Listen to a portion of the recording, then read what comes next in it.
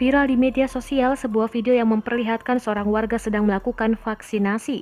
Video yang salah satunya diunggah akun Instagram @halokrw itu menjadi sorotan karena saat jarum sudah menempel ke kulit diduga tidak ditekan dan langsung dicabut.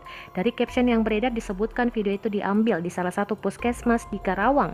Menanggapi hal tersebut, Bupati Karawang, Selisa Nurak Hadiana mengatakan video itu diambil di puskesmas Wadas, Teluk Jambe Timur. Saat itu ada 3 wanita pegawai retail bahan bangunan yang melakukan vaksinasi COVID-19 berinisial I, R, dan T.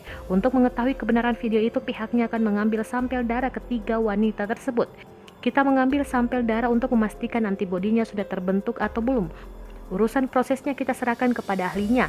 Tadi kita ambil sampel darah I dan R sementara T masih dalam keadaan syok, katanya di Puskesmas Wadas, Selasa 13 Juli 2021. Selisa mengimbau masyarakat tidak menggulirkan opini melenceng yang dapat membuat warga tak mau divaksin.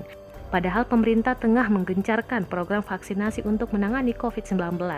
Jika merasa ada kejanggalan, dia meminta warga langsung bertanya kepada petugas medis saat itu juga, bukan asal mengunggah ke media sosial.